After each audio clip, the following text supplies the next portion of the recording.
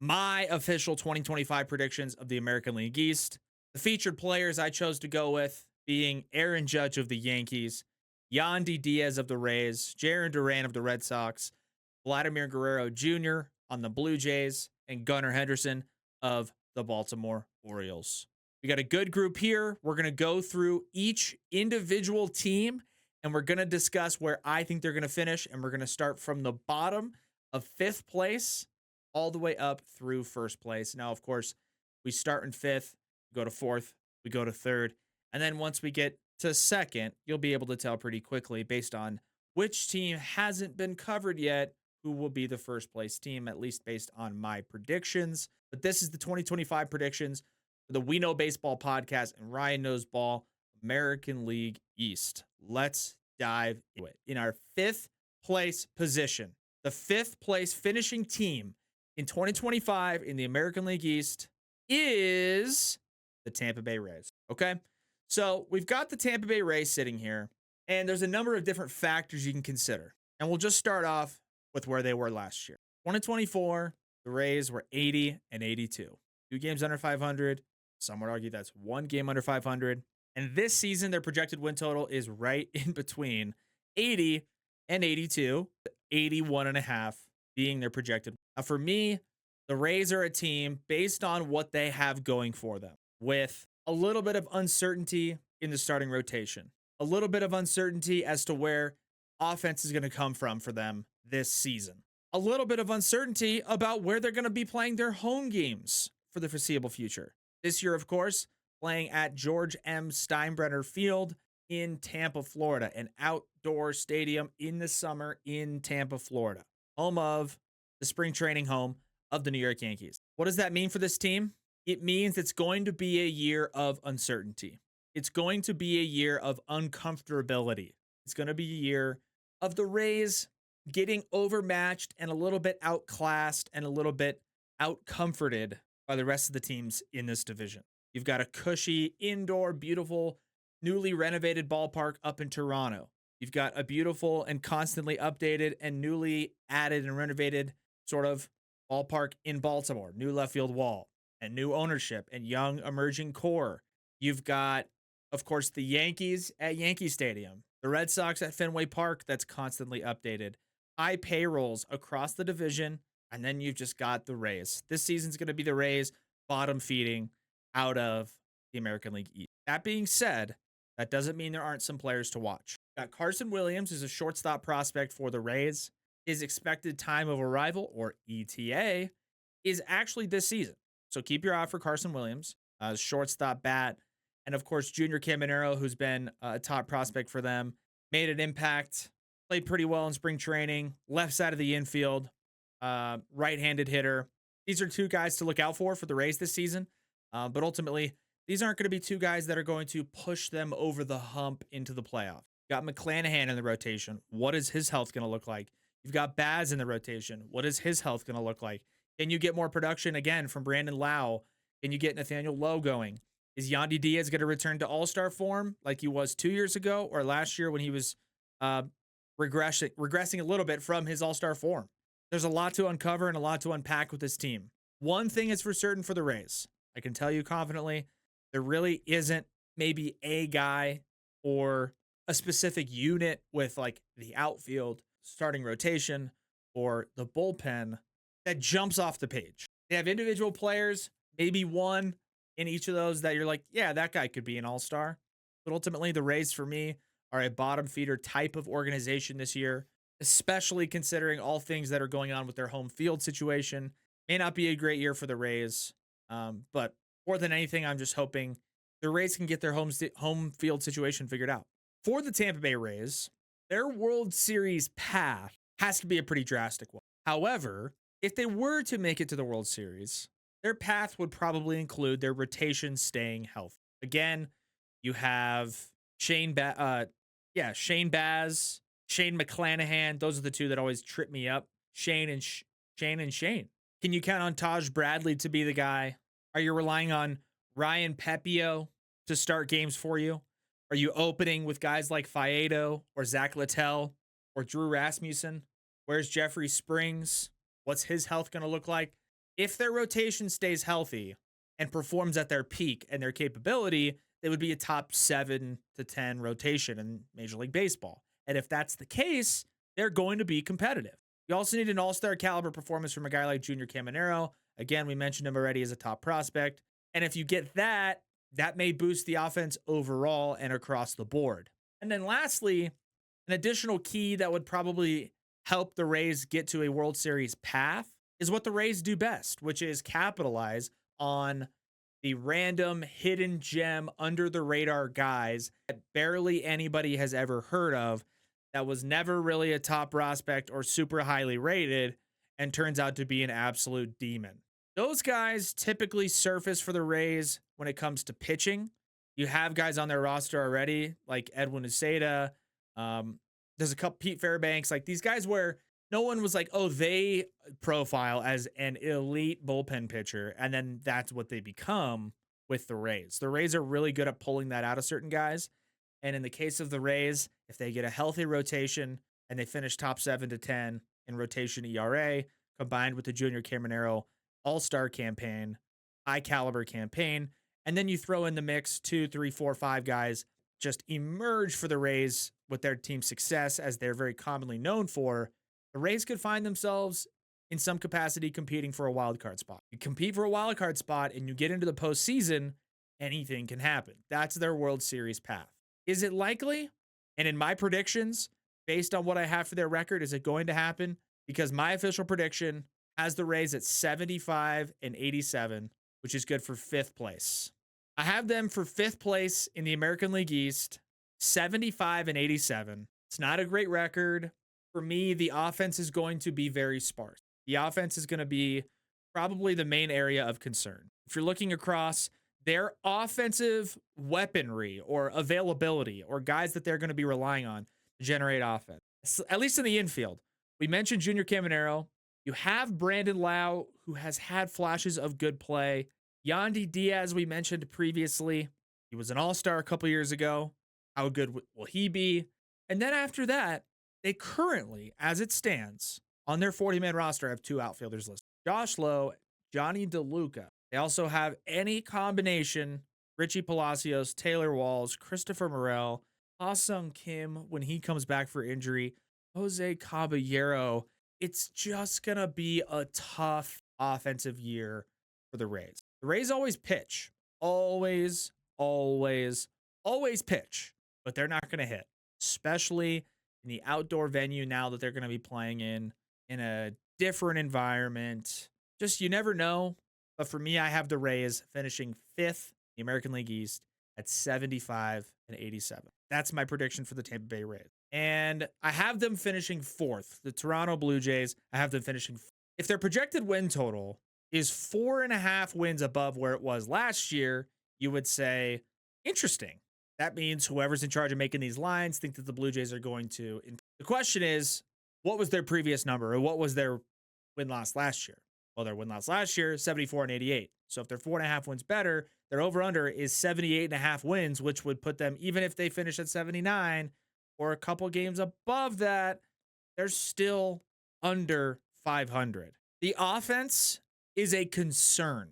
George Springer had an atrocity of a season last year. Atrocity. Like, he forgot how to hit. He had the distractions of Vlad Jr. and his contract extensions. You had the distractions of Bo Bichette and his contract extension talks. You had uncertainty from other parts of the lineup and where the offensive production was going to be. You had Alejandro Kirk coming back down to earth. And then a little bit of inconsistency from the pitching staff, despite being pretty loaded with some pretty solid names and reliable guys. This year for me, the players to watch are, number one, the entirety of the rotation. What is the response and the consistency going to be from Gausman, from Bassett, from Barrios, from Bowden Francis? They lost Yusei Kikuchi to the Astros. Who's going to replace him or at least step up in his absence? So keep an eye on the rotation and how they go out and handle their response off of an underwhelming performance as a whole last season. The other player to watch that they added in free agency, of course, is Anthony Santander. I'm a big Anthony Santander fan. Switch hitting power guys always just play well. additionally play very well in the American League East, and additionally play super well at the Rogers Center that many people don't want to talk about, but is extremely hitter friendly, especially with the new renovations they have. Anthony Santander for the Blue Jays this year, if he stays healthy and plays 155 games, could legitimately hit 50 homers. And that's not an exaggeration. That's not a joke. Like I think 40 homers is the expectation for Santander this year. 50 is well within his reach. So keep an eye on Anthony Santander because Baltimore wasn't like the worst hitter park ever, but every time Santander came up right-handed and went to the pull side, didn't hit a homer because of their left field wall. Now they've made renovations to that. Whatever. The left-handed hitting right field side of Camden Yards, more hitter friendly. Allowed for Santander to hit some homers. Pretty friendly all the way around in the confines of the Rogers Center. And for that, I think Santander is going to be an absolute monster this year. Like if he plays up to his potential, he's a top 7 to 10 MVP guy this season in the Rogers Center. So that's one of my players to watch. For the Blue Jays, their World Series path is simple. You need Bo Bichette to have an all-star caliber season. He needs to step back up. He needs to stay healthy, and he needs to have an all-star caliber season. You need Vladimir Guerrero Jr. to play at a high level consistently for the entire season, which he's certainly capable of playing at a high level. It's the consistency and, again, the health.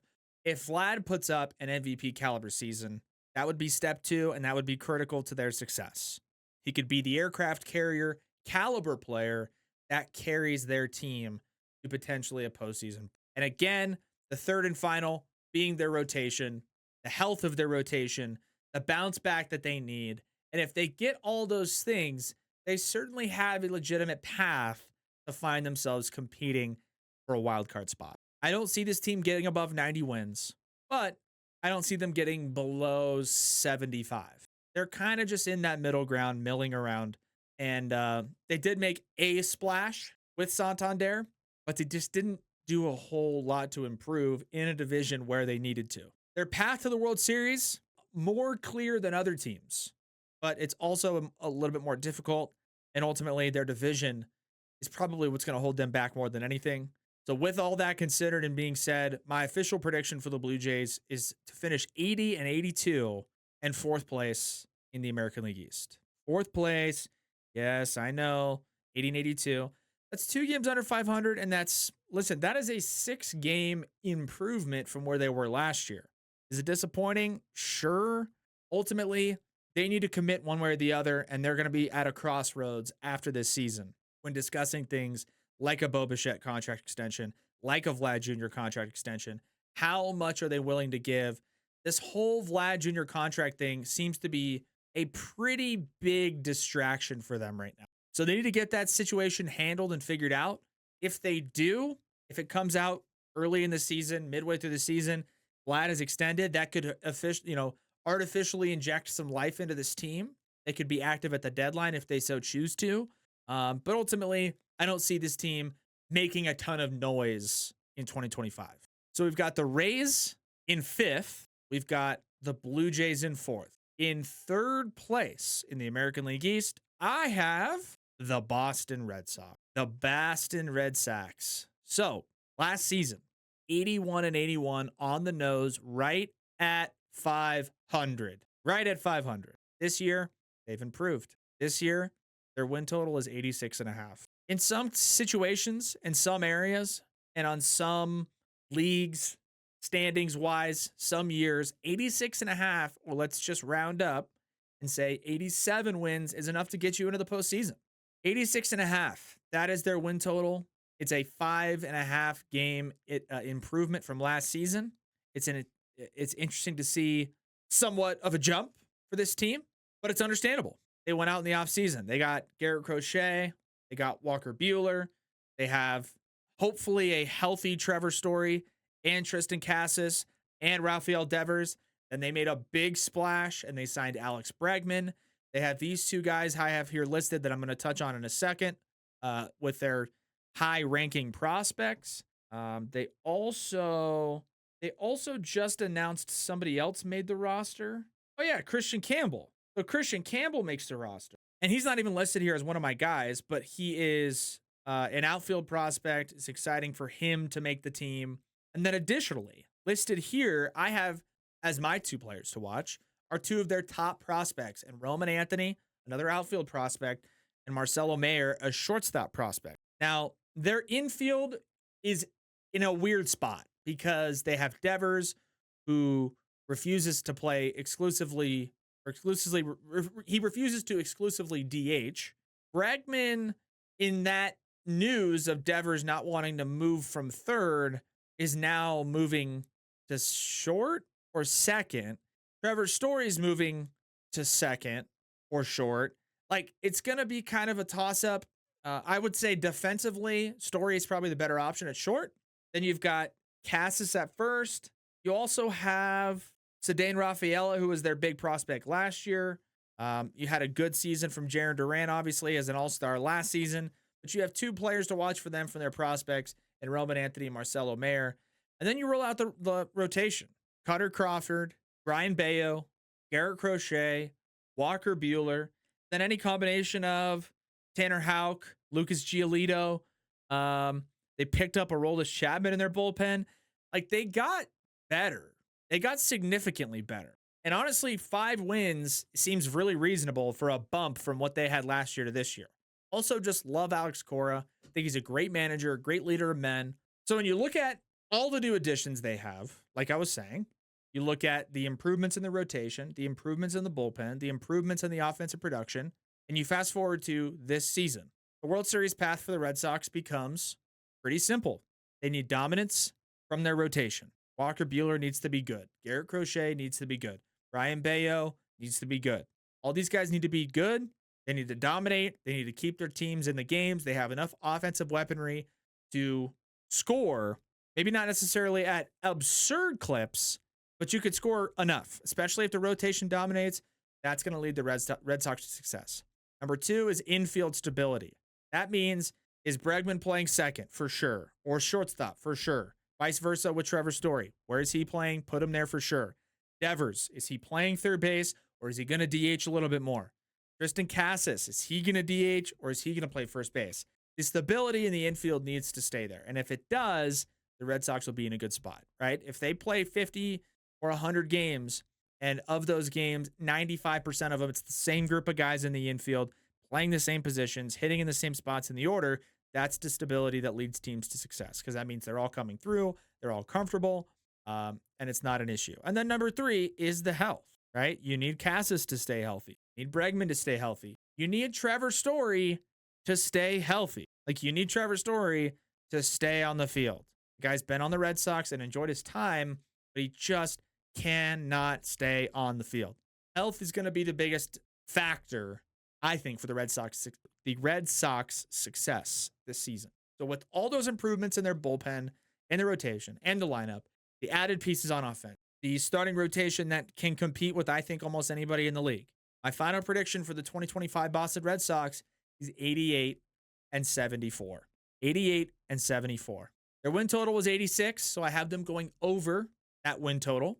88-74, however, in a competitive, highly competitive American League Eastern Division is only good enough for third place, but also good enough for a playoff spot. I got the Boston Red Sox making it to the postseason in 2025, securing that third wildcard spot or the 6th seed overall. 88-74 for the Boston Red Sox. I really like this team. I like what they've done. I like the additions they've made. I like the addition of Bregman, especially with the Green Monster and his power stroke and how he's been accustomed to playing in a ballpark like Minute Maid in Houston that's got a very similar layout. I hope Trevor Story can come back. I got a lot of faith in him. He seems to be motivated. I know a lot of the injury stuff is out of a lot of people's control. I like Tristan Cassis and his motivating factors. He's got to stay healthy. I think if this team stays healthy, they cruise to 88 wins. If Buehler stays healthy, if Giolito stays healthy, if all the other starters, Cutter and Bayo and Crochet, if they just all stay on the field, right? And we get 90% of those games contributed by that group of guys I just mentioned, the Red Sox will be in the playoffs. So the health is the key factor for the Red Sox. I know a lot of it's out of a lot of people's control, but if they can do anything they can, mitigate the risk, laying out for balls, lunging for the base on base running plays, pitchers, saving guys, letting them build up, etc. Red Sox 88 and 74, third place in the American League East, and third wild card, aka the sixth seed. So the Rays in fifth, the Blue Jays in fourth, the Boston Red Sox in third, puts us down to two teams. Who will be the second place and then the first place team in the AL East? Rays in fifth, Blue Jays in fourth, Red Sox in third, and in second place in the American League East in 2025, I have the New York Yankees. The New York Yankees. Okay? And I don't mean that like Yankees, like the letter J in front of Yankees. I mean it like the very predominant Dominican culture that they have in support of their team that no longer has Juan Soto. Soto, the Dominican legend who injected life into that Yankees fan base, injected life into the Dominican following of the Yankees fan base. They call them the Yankees, New York Yankees, because last year they were pretty much led by Juan Soto. Yes, Aaron Judge was there. Yes, Garrett Cole pitched well. Yes, they made it to the World Series. Did they get to any of those places or have the success they did without Juan Soto? Absolutely. So the Dominican heritage and following, I'm not like trying to focus on it too much or anything. It's just that injection of life, that fandom, that piece of the Yankees culture this season. It's not going to be there. And you might be saying, Ryan, why are you spending so much time talking about it? Because it's a huge piece. The energy in the ballpark in New York last year, in the Bronx, with Soto in the lineup, batting second or batting third every single night, added on to all the other pieces that the Yankees had. And it was electric in Yankee Stadium. And you go into this season and you lose Soto. You're going to be without Garrett Cole for the entire season for Tommy John.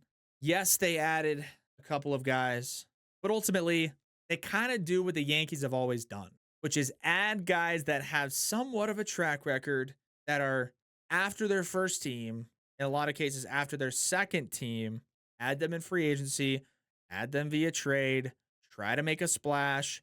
And of course, the ballpark they play in the Bronx, that caters towards a certain style of play and a certain type of hitter, they lose Soto, and just replacing him, not that they tried to do that directly, but replacing Soto is, it's just going to be so hard. It's going to be so hard to do. And so the offensive production for them this year and the energy and the life in that ballpark, it's going to be down. It's going to be down. Last year, they went 94 and 68. They had a good year, and they got good contributions from the top 3 or 4 in their lineup. Just came out, Aaron Boone says Austin Wells is going to be hitting leadoff for this team. They go out and get Paul Goldschmidt. They go out and get Cody Bellinger. You have injuries already. Oh, they got Max Fried. You have injuries already to Garrett Cole, to Giancarlo Stanton. Juan Soto is gone. And now, as it stands, the top 3, let's say it's the top 4 batters, top five. The top 5 batters in this team, in no particular order, because I don't know exactly how they're going to go, except I guess Austin Wells leading off.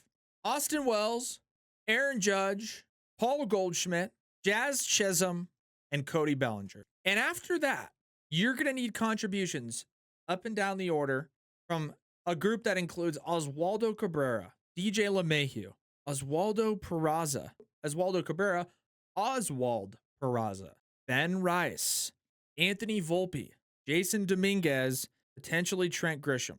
That list of guys right there, after the top 5 that I'm already giving the benefit of the doubt to, Chisholm, Goldschmidt, and Bellinger. After that, and then of course Judge and Wells, it's just question mark after question mark after question mark. Anthony Volpe, absolutely horrendous offensive season last year after a somewhat decent rookie year. Trent Grisham, abysmal at the plate.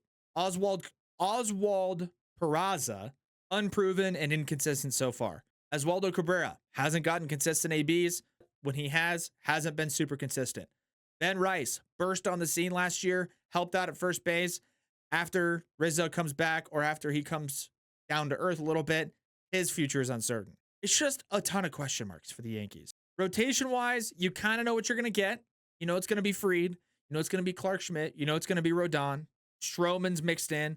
They also picked up Devin Williams from the Brewers. They're going to probably roll out any combination of Stroman / Carlos Carrasco / Will Warren / Ryan Yarbrough to start games this year. That's not a great group. Fried is solid. Rodon's pretty good. Clark Schmidt's reliable. After that, it's a bunch of question marks. So for me, this team still has a bunch of talent. I mean, Aaron Judge by himself is worth 10 wins. Players to watch, I mentioned them already, but old faces in new places. Cody Bellinger, Paul Goldschmidt, Max Fried. Like these guys, those names are like full-time all-star caliber award-winning names. But that's in the past. And not just the past, but like distant. So how are those old faces going to fit in these new places? Additionally, Spencer Jones. Keep an eye on him. He's their big, gigantic, tall, left-handed first base prospect. I would expect to see him up at some point this year, especially with kind of the question marks in the infield for the Yankees, especially at first base. Is it going to be Ben Rice? Is it going to be, I don't know, Oswaldo Cabrera, DJ LeMahieu? Is it going to be Paul Goldschmidt? Don't be shocked if by the end of the year, Spencer Jones and Paul Goldschmidt are platooning in some capacity. Their World Series path. We mentioned the old faces, and we're going to keep regurgitating it, but it does boil down to those guys. If the Yankees want to get to the World Series, their World Series path includes the following. A resurgence from Cody Bellinger. You might be saying, resurgence, he had over 300 last year. That is correct. He also did not have 40-plus homers. Now, I'm not saying he's even capable of doing that again, but he did it on the Dodgers, and he's playing at Yankee Stadium with the right field porch.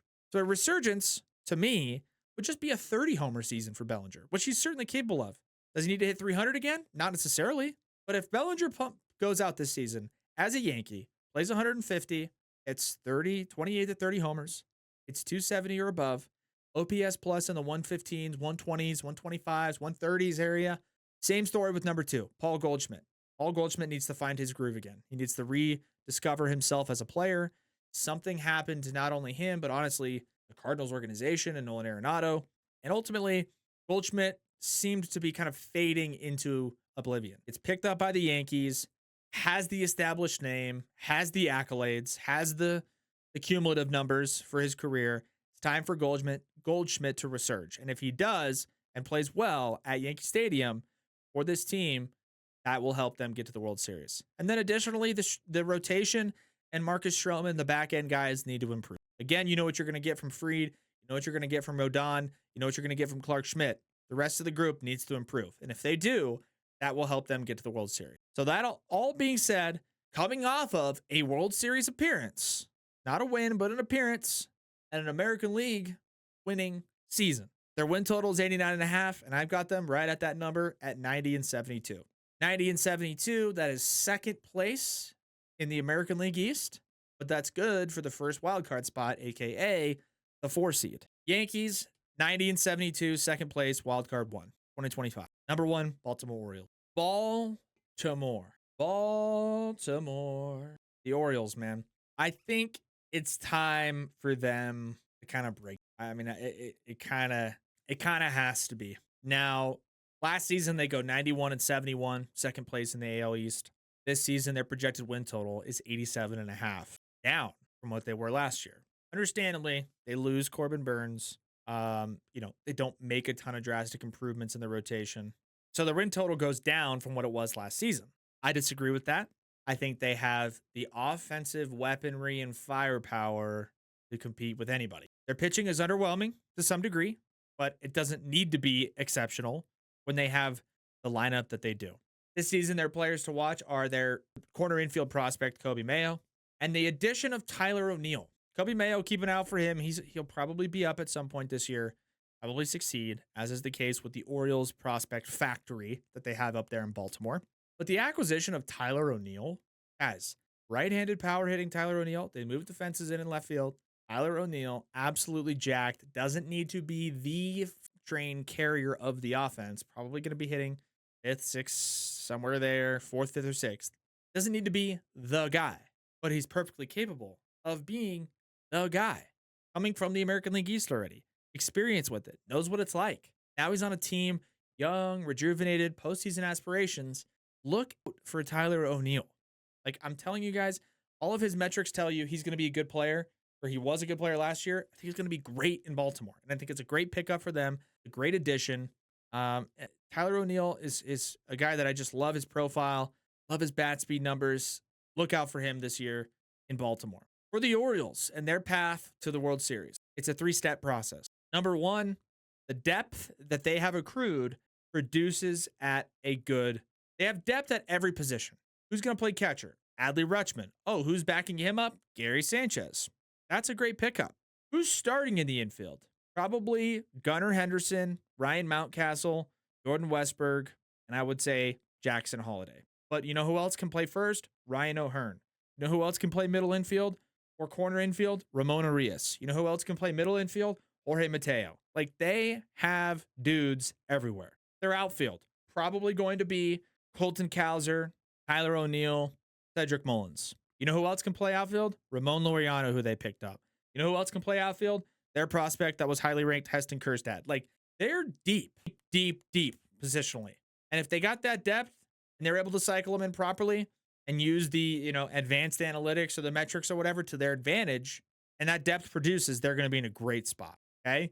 Rotationally, their five starters or whoever they choose to roll out there in their starting rotation has to take a step up. Grayson Rodriguez needs to step up. Dean Kramer needs to step up. Zach Eflin, who they picked up last year, needs to be a guy that's reliable for them. Their bullpen will be okay. They get back Felix Bautista. They have Yunier Cano. They have Sir Anthony Dominguez. They have Gregory Soto. They also went out and got Tomoyuki Sagano from Japan, I believe. He needs to be a guy for them in the rotation. Needs to throw enough innings. They have Trevor Rogers as a rotation option. Like, they have pitching. It's not going to jump off the page and blow you away, but their bullpen is good. So if their rotation takes a step up, they got a great World Series path. And then on top of it, with all that depth they have on their bench, they need to go out at the deadline and find the best available starting pitcher on the market and trade for him. You're telling me if the Padres are struggling and Dylan Cease is available or Michael King's available, that a Heston Kjerstad wouldn't get that done? That a Jordan Westberg wouldn't get that done? Colton Cowser, or I don't know, any of their other top prospects wouldn't get that deal done? Absolutely it would. So their depth needs to come through. Their rotation needs to be solid and reliable.